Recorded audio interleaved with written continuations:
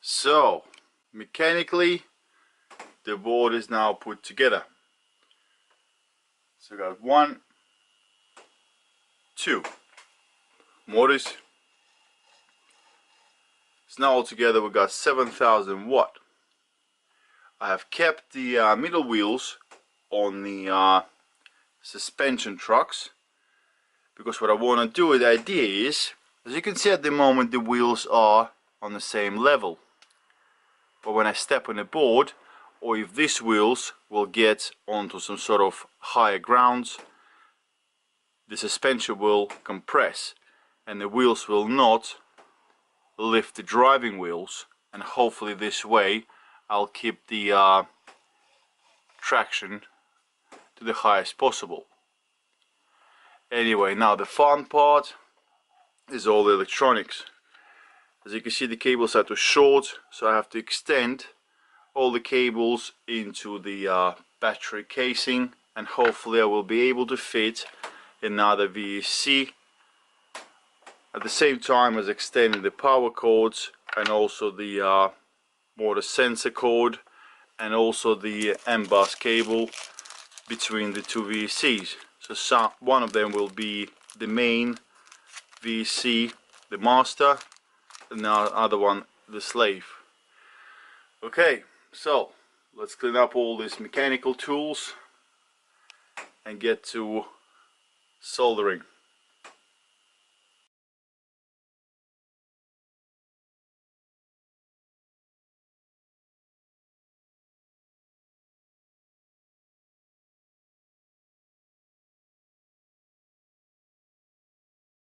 Yeah, I know it looks a little bit like a mess, but I actually understand what the cables are.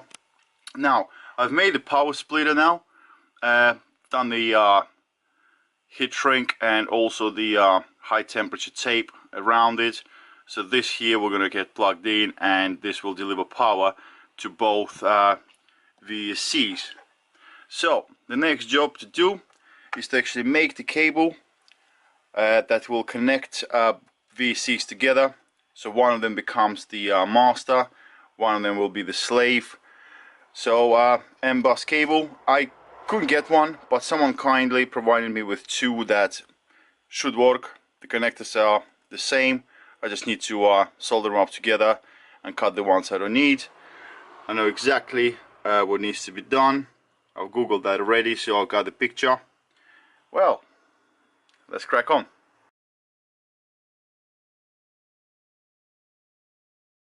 So guys, the M-bus cable is now ready. What I've decided to do is I'm installing the mini HDMI extension leads on both of the VSCs. What I want to do is bring this cable out from the battery enclosure, so if I want to reprogram the VSC, I don't have to take everything apart and plug separately. So I have both plugs sticking out, and I can just do what I gotta do with the skateboard being in one piece. So it looks like more of a mess, but actually it's not. It's nice to see that actually both VSCs are now powered up, and they are on, which is good, nothing blown up, everything connected. Now next job is to do, it's going to be to extend the motor sensor cables so they can reach from there to there, and also the secondary motor, which is street wing, absolutely awesome quality motors. So the power cables need to be extended so they can reach from there all the way back to here.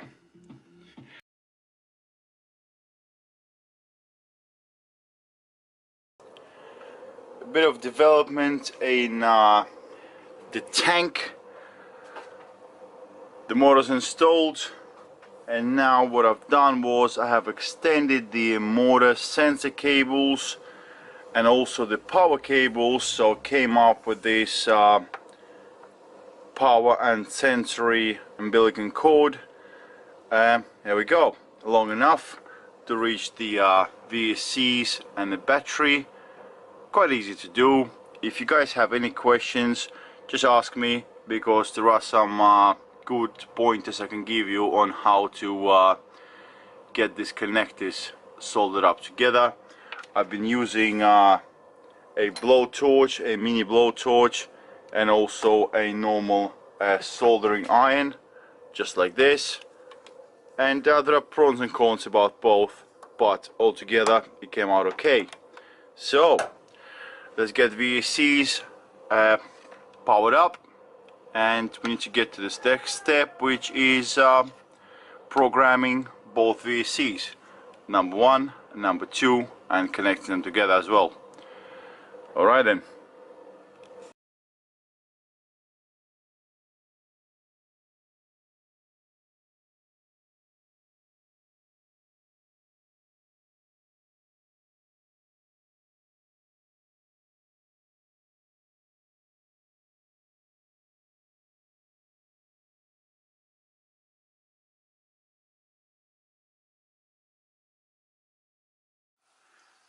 The first thing to do after you get a new fog box or VAC is to actually update your firmware.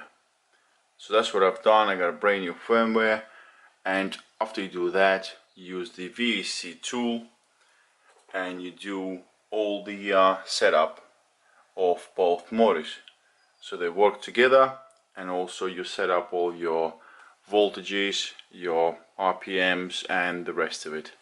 So I'm gonna get this done now. So guys, that's the fun part. That's the time of the program where you actually sense the motors of your skateboard. Just want to show it to you.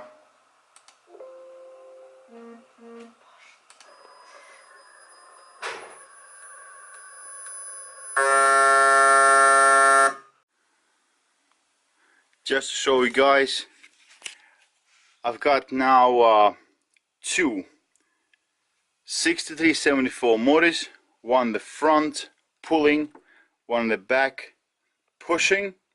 They are by Street Wing, awesome company, UK based, very good, perfect A+ customer service, and these motors are just monster. They definitely match the project that I'm about to finish, which is the tank. As you can see, I actually require 2 chargers to get these batteries powered up. So let's hide all these guts into the battery cover, and I'll show you what's next. So guys, I finally decided to stay with the BLDC setup. So as you can see, dual motor, just unplugged it from the computer, all set up. First run, dual motor. This thing is absolutely crazy. So off we go.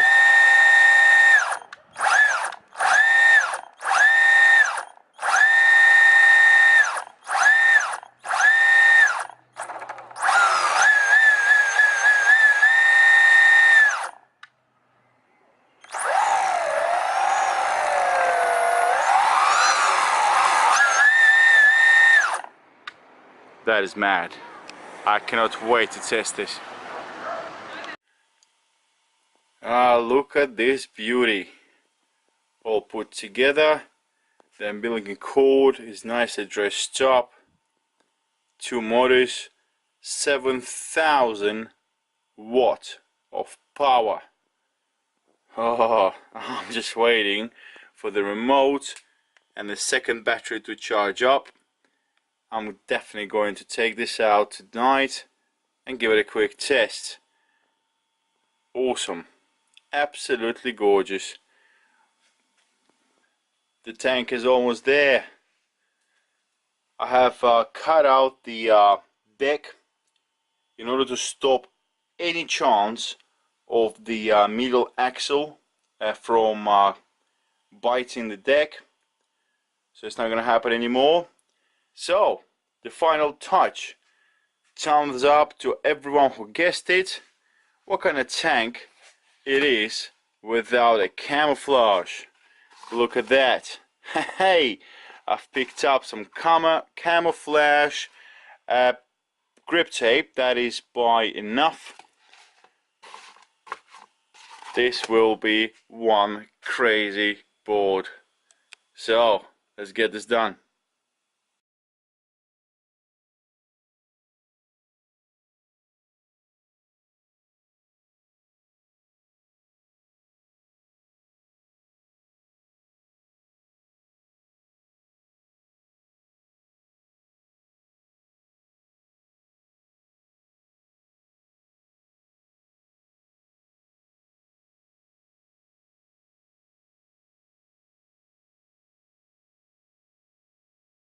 The tank, first test.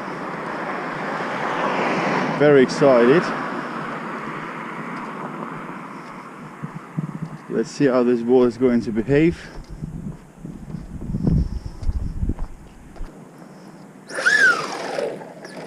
Damn, that is a lot of power.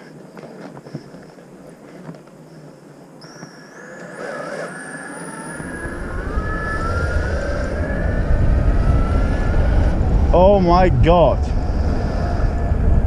that is some torque. Holy moly. Oh my god. Oh, that is crazy. Oh, this is absolutely awesome. This board is like crazy. Just ridiculous. This board is just ridiculous. Let's turn the lights on just in case, but it's just stupidly fast. I mean, this board is so torquey that is beyond belief. Look at this. That is one cool looking board. She's so fast, that is crazy. I'm afraid of it, to be honest.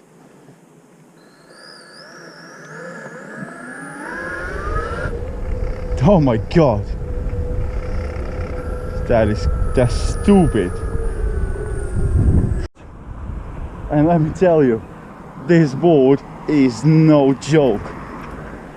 It is now 7,000 watts, and let me tell you guys, you can feel that power.